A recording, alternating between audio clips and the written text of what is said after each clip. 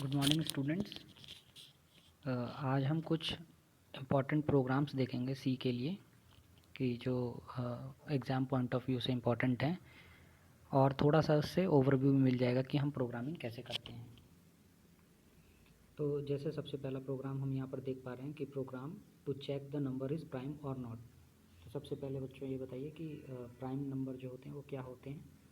जैसा कि हम सभी लोग जानते हैं, आप सभी लोग जानते होंगे कि प्राइम नंबर जो है वो होता है कि जो नंबर खुद से और 1 से डिवाइड होता हो वो प्राइम नंबर होता है। ठीक है, तो हम आगे चलते हैं। जैसे प्रोग्राम हम बनाते हैं अगर कोई, तो उसमें सबसे पहले मैंने क्या बताया था कि हेडर फाइल्स यूज़ करते हैं। तो जैसे यहाँ पर देखने को आ रहा है कि इसमें हेडर फाइल है #include_studio.h। सेकेंड हेडर फाइल है #include_conio.h। देन void main जो कि मेन फंक्शन है, यहाँ से हमारा लेआउट शुरू होता है प्रोग्राम का। फिर उसके बाद से ये integer n, i, count is equals to 0 means कि हमें कुछ वेरिएबल्स डिक्लेयर करने पड़ेंगे जिनको कि हमें प्रोग्राम के अंदर यूज़ करना है।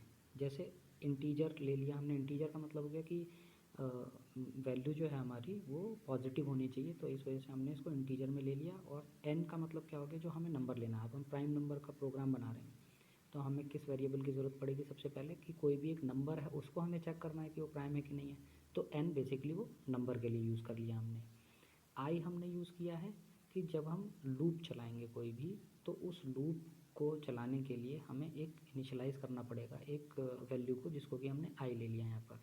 और काउंट इज इक्वल्स टू 0 हमने इसलिए लिया है कि नंबर को हमें चेक करना है। सपोज़ करिए 7 नंबर को हमें चेक करना है, तो 7 नंबर को चेक करने के लिए मुझे देखना पड़ेगा कि वो कितने नंबर से डिवाइड हो रहा है। मतलब मेरे को शुरू से 0 से लेकर के और 7 तक जाना पड़ेगा। एक बार मैं 0 से देखूंगा, देन 1 से देखूंगा, देन 2 से देखूंगा, 3 से, 4 से, 5 से, 6 से, 7 से। तो मेरे पास क्या आना चाहिए, काउंट। अगर मान लीजिए कि मैंने बताया प्राइम नंबर क्या है कि एक तो अपने आप से डिवाइड होता है, तो 7 अपने आप से डिवाइड होगा और 1 से डिवाइड होगा। तो दो ही सिर्फ ऐसे नंबर हुए जो कि उससे डिवाइड हो सकते हैं, तो वो नंबर प्राइम होता है। तो काउंट अगर 2 आता है हमारा तो नंबर प्राइम होगा, नहीं तो हमारा नंबर इवन होगा। ठीक है, तो हमें सबसे पहले क्या करना पड़ेगा, प्रोग्राम शुरू कर रहे हैं तो हमें इनिशियलाइजेशन करना पड़ा, हमें कितने वेरिएबल्स यूज़ करने हैं उन सब चीज़ों को देख लिया हमने। फिर उसके बाद से मैंने क्या किया कि print F enter a number. सबसे पहले क्या चाहिए होगा, मुझे नंबर चाहिए होगा जिसको मुझे चेक करना है। तो वो चेक करने के लिए एंटर ए नंबर, एक नंबर को एंटर कराया स्कैन एफ के थ्रू। मतलब नंबर हम बार बार कोई भी नंबर दें, प्रोग्राम हमारा बन गया। अगर मान लीजिए मैंने एडिशन का एक प्रोग्राम बनाया, तो मैं 2 और 4 का एडिशन करूँ तो 6 आए, 6 और 2 का करूँ तो 8 आए। ऐसा प्रोग्राम ना बनाएं कि मैंने सिर्फ 2 नंबर ले लिए अपने आप से, दो दो और 2 को 4 प्लस करे, अब मैं 2 और 3 को करवा रहा हूँ तो ना करें। तो जब भी मेरे को वैल्यू लेनी हो तो ए की वैल्यू और बी की वैल्यू मैं अपने आप लूँ, कंप्यूटर से जो भी वो दे एडिशन हो जाए इंटीजर नंबर का। इसी तरह से मुझे नंबर बार बार चेंज करना, बार बार प्रोग्राम को रन कराऊंगा, मैं चेक करूंगा कि ये नंबर प्राइम है कि नहीं है, ये नंबर प्राइम है कि नहीं है। तो हर बार हमारा रिजल्ट आना चाहिए उसके अकॉर्डिंग। तो इसमें क्या है, स्कैन एफ %d और %n, मतलब कि नंबर को मैं बार बार फेच करा रहा हूँ कंप्यूटर से, मतलब यूज़र से ले रहा हूँ मैं बार बार कंप्यूटर पे, जो हमारी वो होती है कंसोल स्क्रीन होती है उसके थ्रू। ठीक है, फिर हमने देखा कि हमें क्या करना है। मान लीजिए कि जब हमारे पास नंबर आ गया, अब उस नंबर के थ्रू हमें वो चेक करना है कि वो नंबर प्राइम है या नहीं है। तो सबसे पहले मैंने करा कि इसमें फॉर लूप लगाया। अच्छा, फॉर लूप को हम थोड़ा आगे पढ़ेंगे, लेकिन यहाँ पर मैं बेसिक आइडिया दे दूँ आप लोगों को कि ये लूप जो है उसमें सबसे पहले क्या होता है, initialization. i is equals to 1, जैसे इनिशलाइजेशन हो गया, 0 भी हो सकता है, 1 भी हो सकता है, और भी कोई नंबर हो सकता है। देन उसके बाद से कंडीशन चेकिंग होती है इसके अंदर। कंडीशन चेकिंग का मतलब जैसे i is less than equal to n है, तो यहाँ पर हो सकता है i is greater than n, i is equal to n, i is greater than n, less than n, कोई भी चीज़ हो सकती है। तो कंडीशन चेकिंग हो गई, कोई भी कंडीशन चेक करते हैं, जैसे कि a is equals to b है, या a is greater than b है, या a is less than b है। और देन उसके बाद से आता है इंक्रीमेंट और डिक्रीमेंट। तो यहाँ पर हम इंक्रीमेंट कर रहे हैं। तो फॉर लूप के अंदर क्या क्या आ गया बच्चों, सबसे पहला आ गया इनिशियलाइजेशन, नंबर को मतलब जो हमारा लूप है उसको हम इनिशियलाइज़ करेंगे। फिर उसके बाद से हम उसकी कंडीशन को चेक करेंगे, और फिर उसके बाद से उसमें इंक्रीमेंट या डिक्रीमेंट करेंगे अकॉर्डिंगली। लूप शुरू हुआ तो ओपन ब्रेसेस बनाया, करली ब्रेस, उसके अंदर गए हम, वो पूछता है कि इफ़ कंडीशन लगी यहाँ पर, तो इफ़ कंडीशन होती है कि n percentile i is equals to 0। यहाँ पर इज इक्वल्स टू 2 बार इसलिए लगाया क्योंकि सी प्रोग्राम जो है, सी प्रोग्रामिंग हमारा सिंगल इज इक्वल्स टू को नहीं समझती है। यहाँ पर डबल इज इक्वल्स टू का ही मतलब इज इक्वल्स टू था। और परसेंटाइल का मतलब क्या होता है कि जब हम डिवाइड करते हैं तो डिवाइड में हमारे पास जो नंबर आता है हम उसको लेते हैं। यहाँ पर क्या होता है कि हम इसके रिमाइंडर को देखते हैं, n percentile i is equals to 0 है कि नहीं है। तो n सपोज़ करिए मैंने 7 ले लिया, नंबर को मैंने 7 लिया, ठीक है, और i क्या है 1 से इनिशलाइज कर रहे हैं। तो 7 को जब 1 से डिवाइड करेंगे तो उसमें रिमाइंडर बचेगा हमारा, नहीं बचेगा, इज इक्वल्स टू 0 आएगा। इसका मतलब इफ़ कंडीशन ट्रू हो गई। तो ट्रू होने के बाद से वो कहाँ जा रहा है, लूप के अंदर जा रहा है और वो काउंट को प्लस प्लस कर रहा है। मतलब काउंट हमारा 0 से शुरू हुआ था, आप देख सकते हैं यहाँ पर काउंट 0 है, तो काउंट को वो 1 कर रहा है यहाँ पर, ठीक है। अब हमारा काउंट की वैल्यू क्या आ गई है, 1 आ गई है। अब वो क्या करेगा, फिर दोबारा से ऊपर जाएगा फॉर लूप पे, वहाँ पर कंडीशन क्या आएगी, आई को हमने यहाँ पर क्या करा 2 से फिर चेक किया, तो 7 परसेंटाइल 2 इज इक्वल्स टू 0। अब हमें सारा चेक करना पड़ेगा ना, हमने 1 से चेक कर लिया, तो अभी तक हमारा नंबर प्राइम चल रहा है। फिर हमने n परसेंटाइल 2 करा, तो n क्या है 7 है और i क्या हो गया 2, तो 2 पे क्या हुआ है, 2 से जब हम डिवाइड कर रहे हैं तो 2 3 जा 6, बचा क्या है यहाँ पर 1, तो 1 इज इक्वल्स टू 0 है, नहीं बिल्कुल नहीं है, तो ये लूप के अंदर नहीं जाएगा। जब कंडीशन फॉल्स होगी तो लूप के अंदर नहीं जाएगा। फिर ये क्या करेगा, काउंट को मतलब इनिशियलाइज नहीं करेगा, मतलब वो इंक्रीमेंट नहीं करेगा। फिर ये ऊपर चला जाएगा, आई की वैल्यू को इंक्रीमेंट करेगा, 3 कर देगा। 3 is less than equal to n, मतलब 3 जो है 7 से लेस या इक्वल है, हाँ बिल्कुल है, तो उसको इंक्रीमेंट कर दिया। फिर वो गया अंदर, यहाँ पर 3 परसेंटाइल आई, मतलब 3 को हम n से परसेंटाइल कर रहे हैं, मतलब मल्टीप्लाई डिवाइड कर रहे हैं, तो 3 2 जा 6 होता है। यहाँ पर क्या बचा 1, 1 इज इक्वल्स टू 0 है, नहीं बिल्कुल नहीं है। फिर हम ऊपर गए, फिर ऊपर जा करके हमने 4 से चेक किया, तो 4 अभी 7 से कम है, बिल्कुल कम है। फिर हम आए यहाँ पर 4 से 1 को डिवाइड किया, तो 4 1 जा 4, यहाँ पर बच गया 3, तो 3 इज इक्वल्स टू 0 है, नहीं बिल्कुल नहीं है। फिर ये लूप के अंदर नहीं जाएगा, बाहर से ही वापस चेक करेगा। 5 को चेक करेगा, तो 5 1 जा 5, 2 इज इक्वल्स टू 0 है, नहीं है। फिर यहाँ पर लूप के अंदर नहीं जाएगा, बाहर से जाएगा। इसी तरह से 6 को चेक करेगा, तो 6 से भी 1 आएगा यहाँ रिमाइंडर, 1 इज इक्वल्स टू 0, नहीं ये भी नहीं है, तो फिर बाहर चला जाएगा। अब ये क्या करेगा, जब इंक्रीमेंट करेगा 7, तो 7 is less than equal to 7, हाँ लेस देन तो नहीं है लेकिन इक्वल है, तो फिर से कंडीशन रन करेगी, फॉर लूप के अंदर आएगा, इफ़ कंडीशन चेक करेगा 7 परसेंटाइल 7 इज इक्वल्स टू 0, मतलब 7 1 जा 7, बचा कितना हमारा रिमाइंडर यहाँ पर 0, ठीक है। तो 0 जो है ये कंडीशन ट्रू हो गई। फिर दोबारा इसके अंदर आएगा, तो काउंट की वैल्यू क्या हो गई थी मेरी, यहाँ पर 1 हो गई थी। अब ये काउंट की वैल्यू इंक्रीमेंट करेगा, मतलब कि 2 हो जाएगी, ठीक है बच्चों। अब दोबारा से ये वापस जाएगा वहाँ पर ऊपर फॉर लूप पे चेक करेगा 8, मतलब इसको इंक्रीमेंट कर देगा 7 को, 8 is less than equal to n, मतलब 7 से लेस देन या इक्वल टू है, नहीं बिल्कुल नहीं है, तो ये फॉर लूप से पूरा बाहर आ जाएगा। जो लूपिंग है यहाँ पर इफ़ के पास आ जाएगा, मतलब ये लूप बिल्कुल ही ख़त्म हो जाएगा, क्योंकि वो कंडीशन ही फॉर लूप वाली फॉल्स हो गई हमारी। तो अब वो इफ़ कंडीशन पे आएगा, if count is equals to 2, count हमारा कितना आ गया था बच्चों 2 आ गया था, तो काउंट इज इक्वल्स टू 2 आ गया यहाँ पर। अब वो लूप के अंदर जाएगा, प्रिंट करा देगा नंबर इस प्राइम, जैसा कि मैंने पहले बताया था। यदि किसी भी नंबर को चेक करना है, अगर 7 नंबर है 9 नंबर है कोई भी है, तो उतनी देर तक हमें लूप को चलाना है। उस लूप को चलाने के क्रम में जब वो नंबर उससे बड़ा हो जाएगा, मान लीजिए 9 को चेक करना और 10 हो जाएगा, तो 10 is less than equal to वो नंबर, तो नहीं गलत आएगा, वो बाहर आएगा लूप का, और वो काउंट की वैल्यू जो भी होगी वो उस पर डिसाइड करेगा। अगर काउंट 2 है तो वो क्या कर देगा, नंबर को प्राइम कर देगा। अगर काउंट 2 नहीं है तो एल्स कंडीशन पे जाएगा, इफ़ अगर ऐसा है तो नंबर प्राइम हो गया, एल्स अगर नहीं ऐसा है तो प्रिंट क्या करेगा, नॉट अ प्राइम नंबर, जो नंबर है वो प्राइम नंबर नहीं है।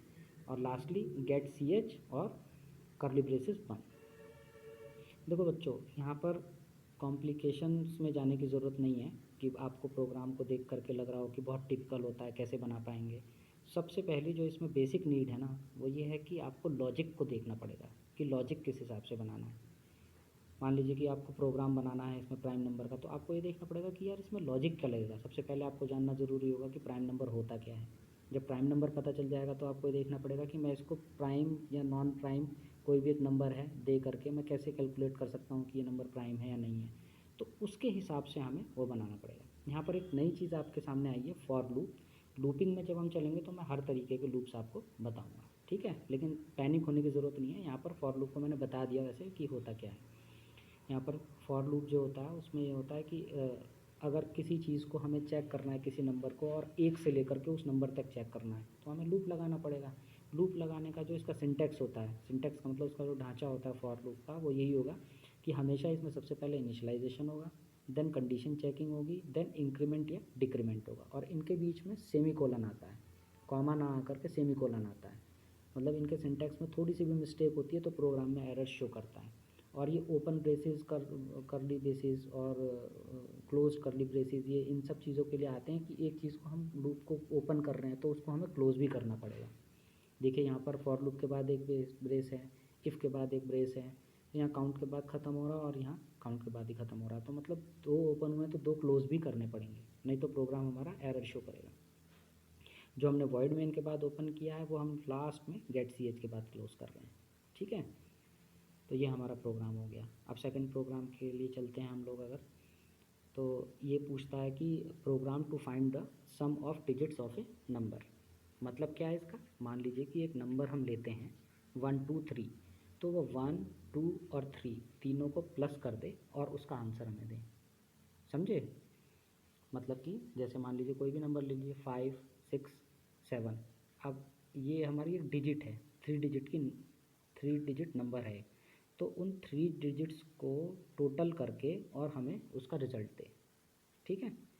अब इसका लॉजिक हमें सोचना है, तो लॉजिक सोचने के लिए हमने यहाँ पर आगे चल करके देखते हैं हम इसको, कि सबसे पहले प्रोग्राम को स्टार्ट करेंगे तो हमारे पास हेडर फाइल्स आएंगी, hash include studio dot H, hash include conio dot H. आपको याद दिला दूँ, स्टूडियो डॉट एच मतलब standard input output dot header file, और कोनियो डॉट एच का मतलब console input output dot header file, ठीक है। कंसोल स्क्रीन पे जब हमें जाकर के आउटपुट लेना होता है तो उसके लिए हम कोनियो करते हैं, ठीक है। और स्टैंडर्ड इनपुट आउटपुट मतलब प्रिंट एफ, स्कैन एफ, इन चीज़ों को क्या कहते हैं इंक्लूड करने के लिए हमें ये हेडर फाइल लगानी पड़ती है। अब इसमें वॉइड मेन शुरू हो रहा है यहाँ पर फंक्शन, फिर उसके बाद से सबसे पहला काम क्या करते थे हम, इनिशियलाइजेशन करते थे। इनिशियलाइजेशन में हमें ये देखना पड़ेगा कि किन किन वेरिएबल्स की हमें यहाँ ज़रूरत पड़ने वाली है। तो सबसे पहले तो बात है कि जो हमें एक नंबर लेना है, इंटीजर एक n, जो भी हमारा नंबर होगा उसको हमने n से इनिशियलाइज़ कर दिया। देन सम, हमें उसका उस नंबर की डिजिट्स का सम भी करना पड़ेगा, तो हम सम को सबसे पहले 0 लेकर के चलते हैं, और यहाँ पर हमने एक m ले लिया वेरिएबल। आगे हम चलते हैं, देखते हैं m किस लिए लिया है। m को हम इसलिए लेंगे बच्चों कि एक हमें बफर वेरिएबल भी लेकर के चलना पड़ेगा। मान लीजिए कि टेम्परेरीली मैं 3 चीज़ों को प्लस कर रहा हूँ, तो मुझे क्या करना पड़ेगा कि एक एक चीज़ को, एक दो चीज़ों को मैंने एक डब्बे में रखा, एक चीज़ को एक डब्बे में रखा, तो मैं क्या करूँगा, उनको मिक्सअप करके एक बफर में रखूँगा। इस चीज़ के लिए हमने मतलब टेम्परेरीली ले लिया, इसकी ज़रूरत सिर्फ इसलिए है कि टेम्परेरीली मैं कहीं पर अपनी वैल्यू को स्टोर करूँ।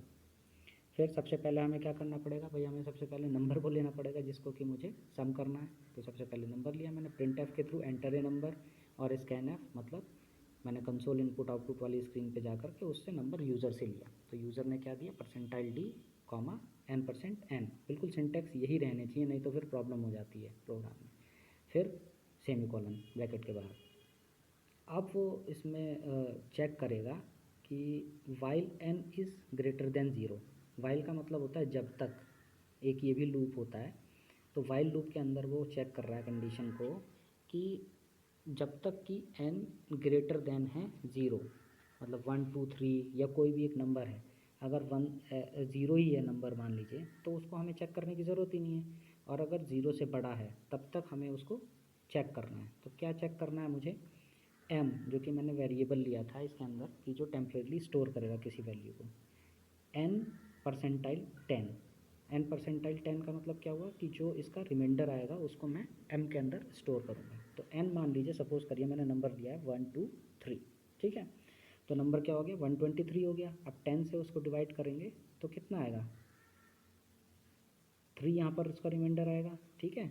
120 डिवाइड हो जाएगा 10 से और 3 बचेगा, तो m के अंदर क्या आ गया, 3 आ गया। अब सम क्या ले रखा था हमने, 0 ले रखा था, तो 0 प्लस m, m क्या था हमारा 3 था, 3 प्लस 0, सम के अंदर क्या आ गया 3 आ गया। n is equals to n divide 10। देखो ऊपर परसेंटाइल है और यहाँ पर डिवाइड है, तो यहाँ पर हमें प्रॉपर डिवाइड करना है। n कितना आ गया बच्चों हमारा, n क्या था हमारा 1 2 3, तो 1 2 3 को जब 10 से डिवाइड करेंगे तो यहाँ पर कितना आएगा 12। ठीक है, n के अंदर 12 आ गया, मतलब m के अंदर 3 आया था, सम के अंदर 3 आया है और n के अंदर 12 आया है। ठीक है, अब क्या करेगा ये, अब 3n को दोबारा से चेक करा जाएगा। ठीक है, n जो है हमारा 12 आ गया, तो 12 इज़ ग्रेटर देन 0, हाँ बिल्कुल है जी, जब तक है तब तक हम अंदर जाएंगे। यहाँ पर m को लिया तो n कितना आ गया था मेरा 12, 12 को आप 10 से डिवाइड करेंगे तो रिमाइंडर बचेगा 2, तो m के अंदर अब आ गया 2। सम के अंदर आ गया 2 प्लस सम, मतलब कि 2 प्लस 3 5। ठीक है, और n is equals to n divided by 10 मतलब 12, 12 डिवाइडेड बाई 10 मतलब कि 2, तो n के अंदर अब हमारा आ गया, सॉरी 12 डिवाइडेड बाई 10 1 आता है। फिर दोबारा से लूप से बाहर जाएगा, ऊपर चेक करेगा कंडीशन 1 इज़ ग्रेटर देन 0, हाँ बिल्कुल है जी अभी, तो फिर वो तो करेगा। n का आ गया था मेरा यहाँ पर 1 आ गया था, तो 1 परसेंटाइल 10, मतलब यहाँ पर परसेंटाइल 10 करेंगे तो 0 जा 10 0 जा 0, तो 1 बचता है, m के अंदर 1 आ गया। सम के अंदर क्या आ गया हमारा m प्लस सम, तो हमारा 5 था, तो 5 प्लस 1 6, सम के अंदर आ गया 6। अब n के अंदर क्या आ गया, n हमारा आ गया था यहाँ पर 1, तो 1 से इसको डिवाइड करेंगे तो 10 0, यहाँ पर आ जाएगा हमारा 0। अब ये ऊपर जा कर के चेक करेंगे 0 इज़ ग्रेटर देन 0, नहीं जी बिल्कुल नहीं है। n जब तक ग्रेटर, n जब तक इक्वल है, मतलब 0 इज इक्वल टू 0 है, ग्रेटर देन 0 नहीं है, 0 इज़ ग्रेटर देन 0 ऐसा नहीं है, तो वो इस लूप से जब बाहर जाएगा। और सम इज़ परसेंटाइल डी, मतलब कि जो भी इसमें सम की वैल्यू आई हुई है, सम की वैल्यू क्या आई थी हमारी यहाँ पर m प्लस सम, जो भी यहाँ पर वैल्यू आई थी हमारी यहाँ पर सम की वैल्यू में प्रिंट कर दी जाएगी और गेट सी एच, मतलब कि 1 2 और 3 को प्लस करेंगे तो 3 और 2 5 और 1 6। जैसा कि आपने देखा था कि m की वैल्यू हमारी कितनी थी 1 थी और सम की वैल्यू कितनी थी 5 थी, तो यहाँ पर हमारा 6 आ गया था, तो वही हमारा यहाँ पर प्रिंट कर देना। अब आप देखोगे कि बेसिकली इसने करा क्या कि जो भी एक रिमाइंडर था उसको लिया, मतलब सबसे पहले हंड्रेड्स वाली वंस टेंस हंड्रेड वंस वाली प्लेस को लिया और उसको हंड्रेड्स वाली प्लेस पे लाना है, तो उसमें रिमाइंडर वाली चीज़ को वो करते हुए वहाँ पर उसको ले आया। फिर उसके बाद से दो जो बची हमारी पोजीशंस टेंस और हंड्रेड्स वाली, उन प्लेसेस के लिए करा। तो ये जो लॉजिक है हमारा, इस लॉजिक से हमारा जो डिजिट है 3 डिजिट नंबर या 4 डिजिट नंबर कोई भी है, उसको ये प्लस करके हमें उसका आंसर दे दे रहा है, जैसा कि आप देख पाए। ठीक है, फिर उसके बाद से एक प्रोग्राम हम यहाँ पर ये देख लेते हैं कि program to reverse the number. जैसा कि अभी ये प्रोग्राम देखा था कि हमने 1 2 3 एक डिजिट ली हमने, तो इनको प्लस करके आंसर दे रहा है। इसी तरह से अगर मैं कहूँ कि 1 2 3 एक नंबर है, इसको रिवर्स कर दे 3 2 1 में, तो इस प्रोग्राम को देखते हैं। Hash include studio dot H, hash include conio dot H, ये हेडर फाइल्स हो गई। देन वॉइड मेन एक फंक्शन हो गया, उसके बाद से इंटीजर n एक वेरिएबल लिया हमने जो कि नंबर लेंगे हम। रिवर्स हमने एक वेरिएबल ले लिया जो कि 0, जिसके के अंदर रिवर्स होकर के वैल्यू आएगी। और एक ले लिया हमने रिमाइंडर नाम का फंक्शन कि मतलब ये भी एक टेम्परेरी वेरिएबल की तरह से हम यहाँ पर यूज़ करेंगे। फिर इसने देखा कि यहाँ पर हम करेंगे print F enter a number, वही यूज़र से हम नंबर ले लेंगे इसके अंदर स्कैन एफ के थ्रू। और यहाँ पर वो जो लूप लगा रहा है, वाइल लूप लगा रहा है, वो पूछता है कि while n is not equal to 0, n exclamation mark जो है यहाँ पर, इसका मतलब होता है नॉट इक्वल। एक्सक्लेमेशन का मतलब नॉट होता है और इक्वल का मतलब इक्वल, तो नॉट इक्वल जब तक n 0 के बराबर नहीं है तब तक हमें चलना है। यहाँ पर ध्यान रखिएगा, n इज इक्वल्स टू 0 नहीं है यहाँ पर, n is not equal to 0, जब तक n 0 के बराबर नहीं है तब तक हमें इस लूप को चलाना है। तो सबसे पहले हमने देखा यहाँ पर रिमाइंडर के अंदर n परसेंटाइल 10, जैसे 1 2 3 ले लिया सपोज करिए, तो 1 2 3 0 के बराबर नहीं है, तो ये लूप के अंदर जाएगा। लूप के अंदर जाएगा तो 1 2 3 को 10 से डिवाइड करेगा, यहाँ पर परसेंटाइल करेगा, मतलब इसका रिमाइंडर कितना आ जाएगा, 3 आ जाएगा। तो रिमाइंडर के अंदर वैल्यू 3 है। रिवर्स क्या करेगा, हमें टेंस वाली प्लेस पे ले जाने के लिए उसको 10 से मल्टीप्लाई करेगा प्लस रिमाइंडर। तो रिमाइंडर कितना है मेरा यहाँ पर 3 है, और रिवर्स क्या है 0 है, तो 0 से 10 की मल्टीप्लाई करेंगे तो 0 हो जाएगी, रिमाइंडर 3 है, तो रिवर्स के अंदर 3 आ जाएगा, मतलब रिमाइंडर के अंदर भी 3 और रिवर्स के अंदर भी 3। और n is equals to n by 10, n divided is equals to 10 का मतलब भी n is equals to n divided by 10 ही होता है। तो n डिवाइडेड बाय 10 मतलब कि हमारा क्या आ गया, n क्या था हमारा 1 2 3 था, तो 1 2 3 डिवाइडेड बाय 10 मतलब कि इसमें आ जाएगा हमारा 12। तो n की वैल्यू हमारी 12 आ जाएगी। अब रिवर्स के अंदर क्या हमारी वैल्यू आई अभी तक 3, और इसके अंदर क्या आ गई 12 आ गई। तो अब 12 को चेक करेंगे, 12 इज़ नॉट इक्वल टू 0, हाँ जी बिल्कुल है, ऐसा ही है, तो इसके अंदर चलेंगे। इसके अंदर चलने के बाद से remainder is equals to and मतलब 12 परसेंटाइल 10 का मतलब हो गया हमारा यहाँ पर 12 को 10 से डिवाइड करेंगे तो यहाँ पर 2 रिमाइंडर हमारा बचेगा। अब 2 तो रिमाइंडर में आ गया, प्लस रिवर्स के अंदर हमारा रिवर्स के अंदर हमारा 0 से अच्छा रिवर्स की वैल्यू हमारी पहले क्या आ गई थी 3 आ गई थी, तो 3 इंटू 10 30 प्लस रिमाइंडर 2, 3 प्लस 2 5, यहाँ पर आ गया रिवर्स में 5, और n 12 डिवाइडेड बाय 10 कितना हो गया हमारा यहाँ पर 1, ठीक है। तो रिवर्स के अंदर अभी हमारा पर क्या आ रहा है 10 2 3 30 प्लस 3 था नहीं 12, हाँ 2 प्लस 3 32 आ रहा है यहाँ पर रिवर्स में, ठीक है।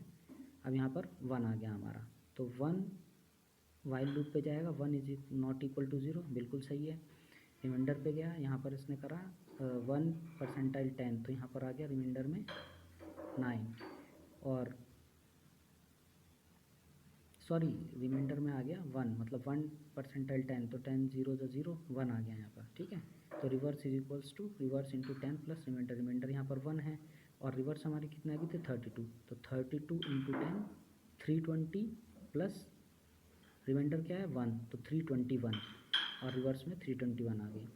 n डिवाइडेड बाय 10 मतलब कि n कितनी हमारी वैल्यू थी यहाँ पर 1 10 से डिवाइड करेंगे तो यहाँ पर हमारा 0 आ गया। अब वाइल लूप पे जाएगा वो 0 इज़ नॉट इक्वल टू 0, तो ये गलत है, 0 तो 0 के इक्वल ही है। तो यहाँ पर रिवर्स पे अभी हमने देखा क्या आ गई 321 वाली आ गई। अब आप देखेंगे कि हम वैल्यू क्या लेकर के चले थे 1 2 3, और आप देखिए कि ऑटोमेटिकली ये क्या आ गई 3 2 1 321 आ गया, तो ये वैल्यू रिवर्स हो गई हमारी।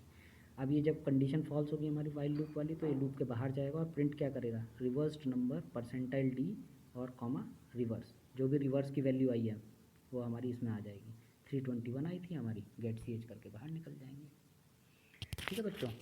तो ये हमारे एग्ज़ाम पॉइंट ऑफ व्यू से कुछ इंपॉर्टेंट प्रोग्राम्स थे। इसमें थोड़ा बहुत आप लोगों को ज़रूर प्रॉब्लम हुई होगी समझने में, एक तो लूप वगैरह एकदम से पहली बार आया आप लोगों के सामने, लॉजिक्स लगाने में थोड़ी सी प्रॉब्लम लग रही होगी।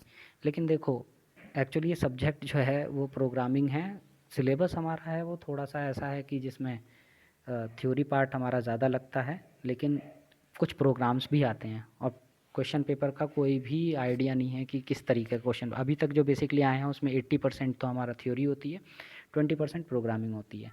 तो प्रोग्राम भी अगर आप समझेंगे, लॉजिक समझेंगे तो बहुत मज़ा आएगा। और इलेक्ट्रॉनिक्स बैकग्राउंड वालों को ज़्यादातर जो होता है वो इसलिए अच्छी ब्रांच मानी जाती है कि वो कंप्यूटर साइंस की फील्ड में भी जा सकते हैं, और अपनी फील्ड तो उनके पास है ही है। तो अगर ये प्रोग्राम्स वगैरह आपको एक बार देखिएगा, थॉरोली चेक करिएगा, उसके बाद से इसको कंप्यूटर पे ज़रूर रन करा के देखिएगा। बिना रन कराए मज़ा नहीं आएगा। जब तक आप बार बार वैल्यूज़ को चेंज करके जब तक आप नहीं करेंगे तब तक आप लोगों को लगेगा कि यार ये तो बहुत टिपिकल है। जब आप प्रोग्राम खुद से कंप्यूटर के ऊपर करेंगे, भले ही देख के करिए आप एक बारी, पर जब आप वो रन करेंगे तो आप लोगों को लगेगा कि हाँ ये कुछ हद तक ईजी है, ठीक है। और मैं थोड़ा सा ये भी चाहता हूँ कि एक हम लोग कोई इंटरेक्टिव क्लास लें और उस पर कुछ प्रॉब्लम्स वगैरह को देखें कि किस तरह की प्रॉब्लम्स आ सकती हैं, क्योंकि हम लोगों का मोटिव इतना है कि हम लोगों को अच्छे से सब्जेक्ट को पास करना है और हमें इसकी नॉलेज भी लेनी है। क्योंकि ये प्रोग्रामिंग बेसिक बस इतना ही होता है कि थोड़ा हमारा इंटेलिजेंस लेवल को चेक करने के लिए, और मतलब हम सोचने की हमारी शक्ति जो है थोड़ी सी बढ़े, इन सब चीज़ों के लिए। डरने की कोई ज़रूरत नहीं है। इस सब्जेक्ट को हम लोग बहुत अच्छे से पास करेंगे, कोई भी बच्चा इसके अंदर फेल नहीं करेगा, ये मैं आप लोगों को आश्वासन देता हूँ। इस तरीके से हम सिलेबस करेंगे, और उसके बाद से लास्ट में कुछ इंपॉर्टेंट क्वेश्चंस वगैरह जितने भी हो सकते होंगे, प्रीवियस ईयर के क्वेश्चन पेपर्स, सब कुछ करेंगे। ठीक है ना? तो थैंक यू बच्चों। नेक्स्ट लेक्चर में हम लोग देखेंगे कि लूप वगैरह क्या होते हैं।